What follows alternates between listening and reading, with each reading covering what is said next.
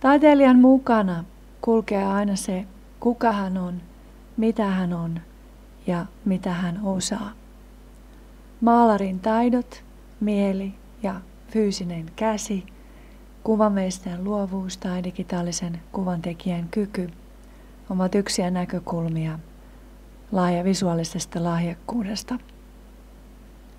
Meidän jokaisen silmät, kyky havainnoida ja mielikuvituksen ideat ovat kiinni meidän ihmisen kehossa, sisällä hengessä, joka kulkee kehomme mukana ja oman aistijärjestelmämme sisällä.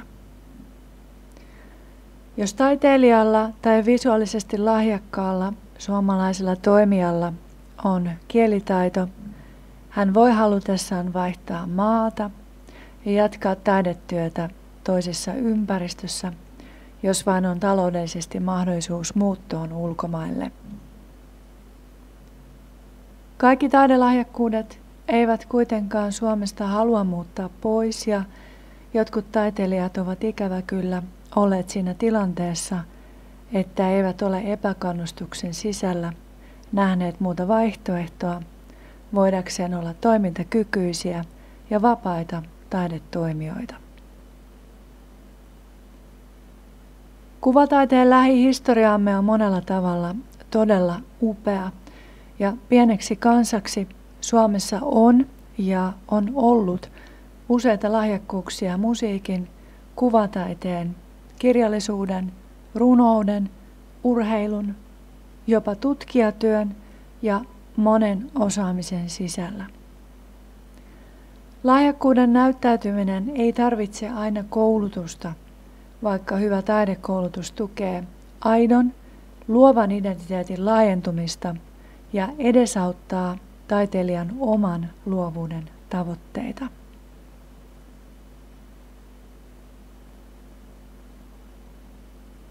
Parhaimmillaan taideopetus ennakoi suunnan, jota taiteilijan identiteetti siitä myöhempänä aikana haluaa.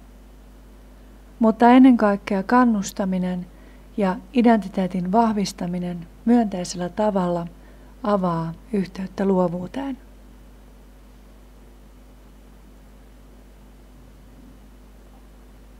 Vapun aikaan sain ihanan tilaisuuden käydä Pariisissa pitkän tauon jälkeen. Olen viimeksi ollut siellä vuonna 2001. Mä nautin kovasti nyt keväisistä kävelyistä Boulevard de Magentalla, Champs-Élysées ja yhden lempikohtani, eli kaoottisen liikenteen keskellä olevan Riemukaaren edessä. Edellinen Pariisin matka oli oman silloisen avajaistilaisuuteni reissu Mareen kaupungin osaan, ja tällä kertaa liikuin vähän eri puolella. Paikallinen ranskalainen yhteyteni laadukas taiteen tuntija keskustelussa kahvin äärellä kyseli enemmän maani taiteesta tänä päivänä ja kysyi, minkälaisia toimijoita suosittelen. Mainitsin valokuvataiteen korkean tason, tanssitaiteen kiinnostavuuden ja upeat nuoret, jotka tekevät sisältöjä musiikista aina kuvaan digitaalisilla välineillä. Samalla kun minulta kysyttiin matkallani, minkälaisia ajatuksia minulla oli oman aikani nykytaiteesta Suomessa, mulle tuli sydämeen rakkauden tunne voida vastauksellani tuoda positiivista, hyvää kotimaastani, mutta samalla hetkellä tunsin valtavan yksinäisyyden tunteen, ellei jopa vangin tunteen. Ja rehellisesti sanottuna syvää ahdistusta siitä toistuvuudesta, että omassa kotimaassani taidekentän sisällä minun ja monen muun luovan toimijan kohtelu muistuu mieleen näissä tilanteissa. Ollessani ulkomailla näissä keskusteluissa aika usein ilon sijasta nousee ajatuksiin muistot pitkäaikaisesta verbaalisesta julmuudesta ja mitätöinnistä taidekentän sisällä. Joten tuossakin hetkessä nyt melkein 50-vuotiaana huolimatta viime vuosien voimaantumisesta tunsin surua, että iloisen Pariisin matkan ja hienon taideyhteyteni kanssa jutellessa koin, että en pääse pois noita muistoja edes matkoilla ollessani. Ja näiden muistojen tekijät ovat käyttäneet valtion kulttuurivaroja näkemyksissään rajoittaa toisia toimijoita ulos ja tukien toisia. Tämä kysymys ei ole tämän kyseisen ilmiön kohdalla joistain väärin toimineista henkilöistä ja tilanteista heidän kanssaan, vaan kyse on pitkäaikaisesta valtion sallimasta taiderahoituskentän sosiaalisesta epätasapainotilasta. Omalla kohdalla se on kestänyt noin 20 vuotta, eli koko taiteilijatieni aikana, huolimatta erilaisista ovien avausyrityksistä, joita ei ole satoja vaan tuhansia, ja jo aikana ennen kuin synnyin toisten taiteilijoiden kokemana. En ole siis ainoa, ja tämä tarina ei millään tavalla ole tällainen paljastus siitä, että lyötiinkö minua vai ei, vaan tämä on lähinnä näkökulmia siihen, että yksi omaa maataan rakastava kuvataiteilija toivoisi vihdoinkin saavansa työrauhan.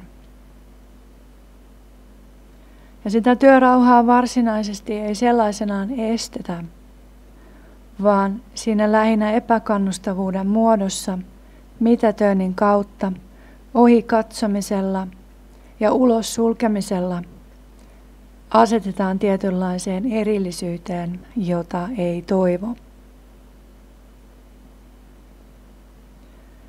Tämän kohtelun pitkäaikaisuus ja taidetyöni lähes jokaisen onnistumisen vaiheen oikatsominen, debyyttiä vuonna 1998 lukuun ottamatta, taiderahoituskentän sisällä tuntuu asiattomalta vallankäytöltä minua ja joitain muita kohtaan, koska tunnen, että siinä otetaan pois oikeus edustaa suomalaisena taiteilijana ja myös samalla otetaan pois oma tahtotila voida olla positiivisen tunteen sisällä, joka tulisi kannustamisen myötä.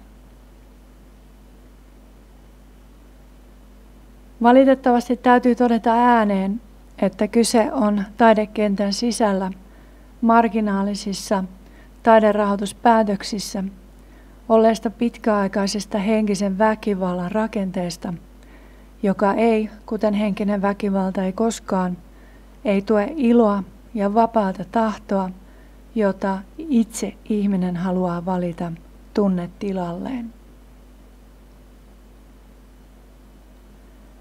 Yleisellä tasolla taidekentän ilmapiiristä Suomessa tunnen, että kannustavuuden asenteessa meillä on täällä iso itse paranemisen työ siinä, miten suhtaudumme taiteilijoina toisiin taiteilijoihin ja nykytaiteen luokse haluaviin ihmisiin.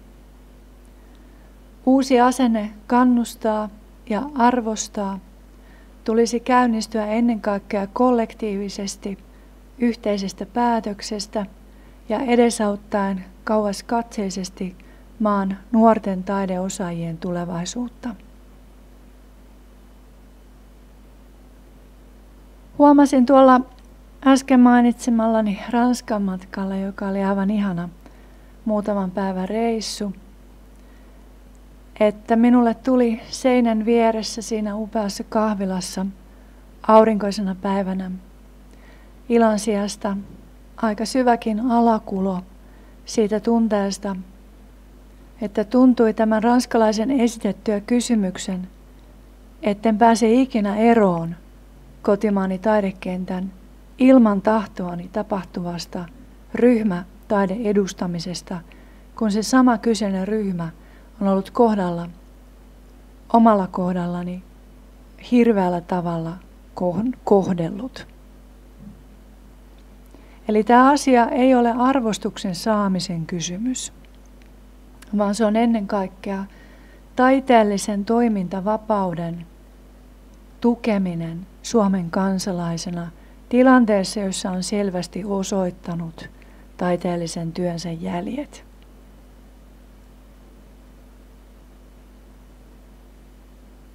Kun yksin menen ulkomaille, ulkomaalaiset yleisesti eivät ymmärrä, miten näin pienessä maassa taidekenttä voi olla sellainen, että se sallii henkisen väkivallan, omien lahjakkuuksien kaltoinkohtelun ja heikentämisen voimaannuttamisen sijaan. Ja en ole myöskään itsekään koskaan ymmärtänyt sitä, mutta koitan aina löytää jonkinlaisia ovia päästä eteenpäin ja ratkaisuja valittamisen sijasta. On kuitenkin erittäin tärkeää tuoda näitä näkökulmia julkisesti esiin, jotta tuo paraneminen voi aktivoitua laajemmin. Taidekenttä on kuvataiteilijoiden työpaikka. Moni, joka on opiskellut alaa, on laittanut monta vuotta koulussa olemiseen. Siinä on opintolainaa, suuria unelmia ja toiveita, ja useimmiten kuvataiteilijan valinta on sydämellä tehty ammatinvalinnan tie. Siinä myöskin joutuu tekemään omatoimisesti ja yksin aika paljon, maksamaan galleria vuokraa ja kuluja, materiaaleja, joten kaikissa tapauksissaan silloinkaan, kun taiteilija menestyy, niin se tie ei ole helppo. Samalla tavalla kuin työhyvinvointia itse tarkastellaan yrityksissä ja yhteisöissä, tulisi tällaisen tunneparanemisen alkaa taidekentän itsensä uudistustahdolla.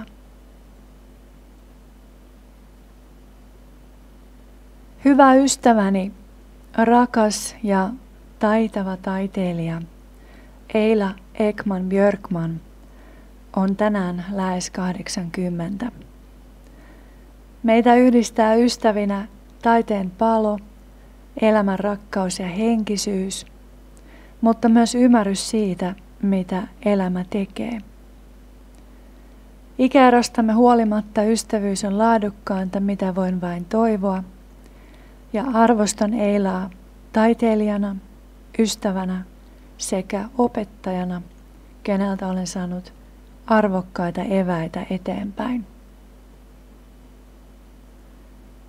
Eila on opettanut minulle kanssa kulkien ystävyyden rakkauden, ja hän 2010 käveli rinnallani rakastaen minua kaikissa tunnetiloissani, kun siinä elämänvaiheessa murruin menetyksen surusta ja tämän stressiajan tuloksena minusta avautui intuitiivisempi ihminen, joka opin sitä kautta uuden tavan katsoa maailmaa.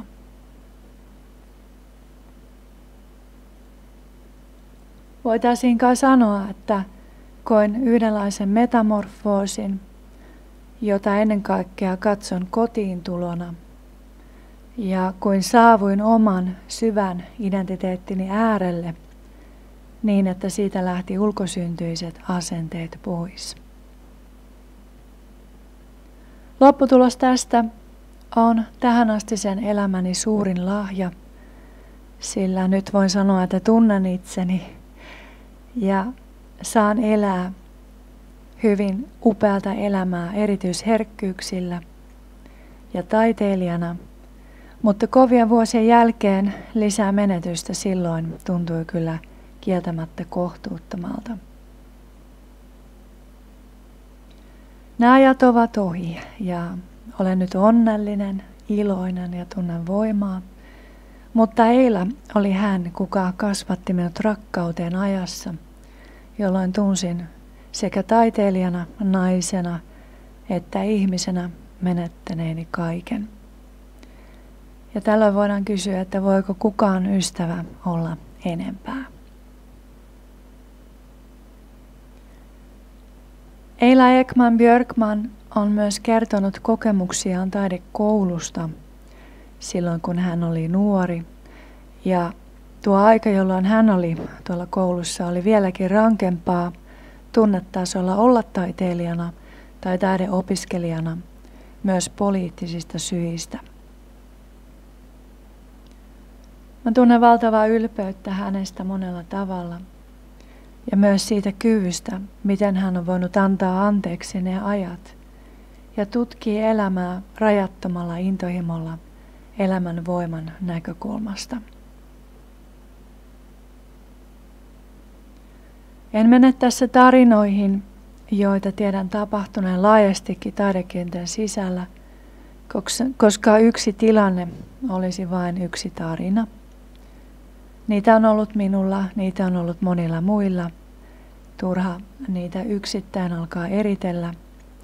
Mutta ongelma on monialainen toistuvuus samasta ilmiöstä, joka muistuttaa suoraan sanottuna koulukiusaamisen hieman kehittyneempää muotoa. Ja kysymys kuuluu yhdessä, mitä voimme tehdä. Mielestäni on ottaa käyttöön uusia vuorovaikutuksen, viestinnän ja sosiaalisen asenteen metodeja, joissa ei syytetä ihmisiä, vaan yhdessä aletaan toimia eri tavalla. Uusi askel.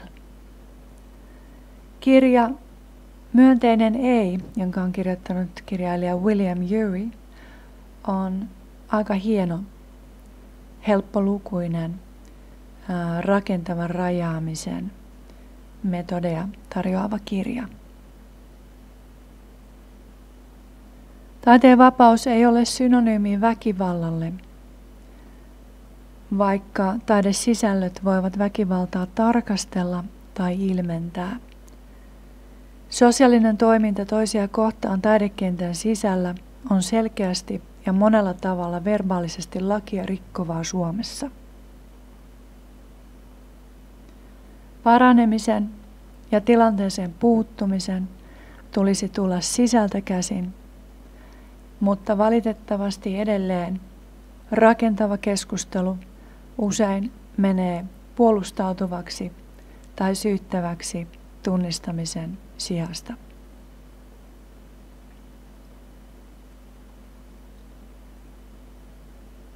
Mikä on taiteen voima? Ihmisissä on valmiuksia ja tahtotilaa kohdata taidetta. Tätä kohtaamista tulisi edistää monipuolisuuden näkökulmasta sillä tavalla, että jos taiteesta kiinnostunut ihminen kokee yksinäisyyttä tai emotionaalista epämukavuutta tullessaan galleriaan, niin silloin voitaisiin jo tunnistaa, että ilmapiiri on estävää edistämisen sijasta. Osa epämukavuuden tunnelmaa taidekentällä ovat ne vuorovaikutuksessa tapahtuvat ennakkoluulot ja oletukset, joita sanaisesti nousee näiden asioiden esiin tuomisen tilanteissa, kun myös puhutaan taidehankkijan ja taiteen kokijan intresseistä. Jos katse kääntyy minästä ja minän jatkuvasta pohdinnasta yhteiseen etuun huomiselle, niin ehkä motiivi paranemistyöhön voisi kohota.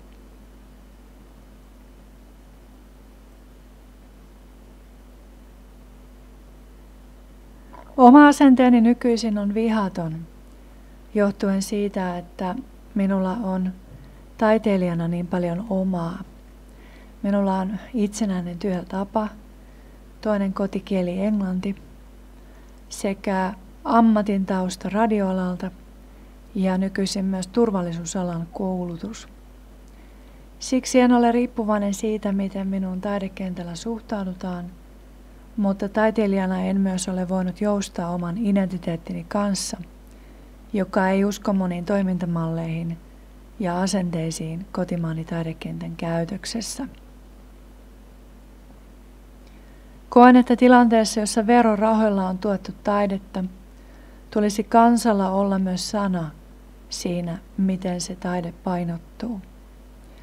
Historiastamme löytyy paljon asioita, joiden vaikutus näkökulmiin tunneasioiden ilmaisemisessa vaikuttaa vinoutuneesti, mutta meillä on laaja pohja myös kulttuurihistoriastamme ottaa itsearvostukseen ja taiteemme kannustamiseen voimaa.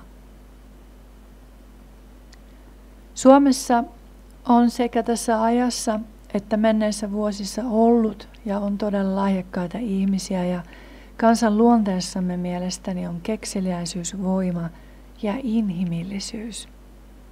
Ja se, että sanoo ääneen, että henkinen väkivalta kaikissa sen muodoissaan on väkivaltaa ja sitä ei tulisi sallia, ei ole ollenkaan naivia, vaan se on tilan antamista eri identiteettien läsnäololle, kun nämä eivät riko lakia tai itsessään ole väkivaltaisia.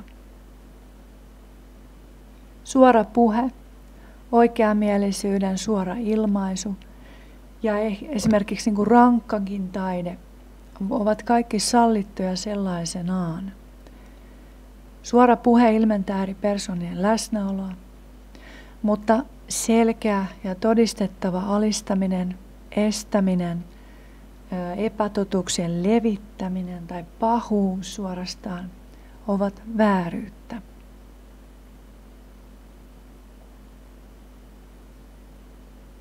Pariisissa kysyttiin siis, mikä on mielestäni Suomen taiteen nykyinen voima. Vastasin, että 20–25-vuotiaat nuoret, sillä heillä on vahva itsetunto ja maailma on heille jokuin yksi kieli lisää. Taidekenttä sen lähihistoriassa on ikävä kyllä vaan aiheuttanut sen, että nämä nuoret eivät välttämättä ole suurina ryhminä kiinnostuneita taidemaalauksesta samalla tavalla kuin digitaalisista sisällöistä. Nyt niitetään sitä satoa, kun on oltu etäällä tahalleen, kohtaamatta ihmisiä arvostaen heitä, ilman että he valmiiksi osaisivat taidetta, niin on aiheutettu taidekentän toimesta tilanne, jossa nyt taide ei ole osa ihmisten arkea. Kun aion kiertää puhumassa visuaalisuuden voimasta ihmisille eri yhteyksissä 2017 aikana ja sen jälkeen Suomessa, en aio niissä keskittyä näinkään paljon ilmaisemaan taidekentän tilaa, vaan minua kiinnostaa laittaa voimavaroja ja ajatuksia mahdollisuuksien tarkasteluun, ja koen, että Suomi on täynnä löytämättömiä kuvataiteen lahjakkuuksia. Avain siinä aukeamisessa on asenne omaan valmiuteen sen kanssa. Ja minkälainen vertaaminen tai arvottaminen ei toimi, mutta oman identiteetin tutkiminen ja tunnistaminen visuaalisena sekä luovana toimijana on hyvä lähtökohta. Eli ihminen on valmiiksi jo visuaalinen viestiä ihan vain aistijärjestelmänsä kautta. Yleensä koko hereilläoloaika on jollain tavalla visuaalista. Jopa sellainen ihminen, kuka ei näe, hänellä voi olla erittäin rikas visuaalinen maailma oman mielensä sisällä. Ihmisen mieli on visuaalisesti viestivä, viestiä vastaanottava, ja koska tilanne on näin, niin sitä kautta visuaalinen luovuus on myös tendenssi, joka ihmisessä on.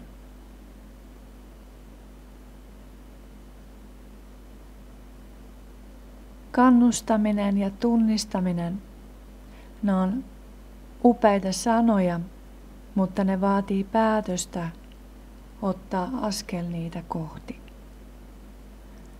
Ihmisiä voi kannustaa ihan vain arjen tasolla tai sitten mennä pidemmälle, tuottaa kokonaisia visuaalisia projekteja ja sitä kautta kannustaa asian mahdollistumista. mutta ennen kaikkea tunnistaa ainakin itsessään sen, mitä visuaalisuudelta tämän elämän aikana toivoo, tarvitsee ja mitä se merkitsee. Ennakkoluuloja taiteeseen ja taiteilijuuteen on aika paljon, ja tämä etäisyys taidekentän ja niin sanotun valtaväestön kanssa on lisännyt näitä ennakkoluuloja molemmin puolin. Lähentyminen tapahtuu ennen sitä koko muutosta oman itsensä sisällä, ja kun katsoo sitä omaa aitoa identiteettiä, voi kysyä, mitä visuaalisuus minun sisällä on. Mielestäni kuvataiteilijalla ihminen on niin pitkälle visuaalinen toimija, että hänellä on lupa olla visuaalisesti onnellinen, monipuolisesti ilmaiseva ja henkeään visuaalisesti ravitseva ihminen. Visuaalisuus on myös väline, jota käytetään tällä hetkellä aika vahvastikin impulssivirtojen osana, ja tästäkin on hyvä olla tietoinen. Kaikki eivät myöskään ole taiteilijoita lahjakkuuden suuressa määrässä, mutta on varmaa, että iso määrä kuvataiteen mestareita on täysin löytymättä.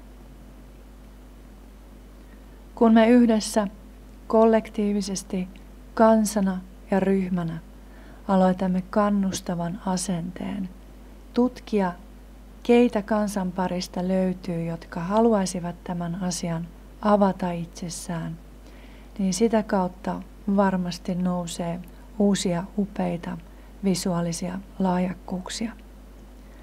Kouluopetus kuvataiteen parissa ei vielä tähän suureen työhön riitä, vaan ennen kaikkea se vaatii laajan oman visuaalisen identiteetin tunnistamista meiltä jokaiselta.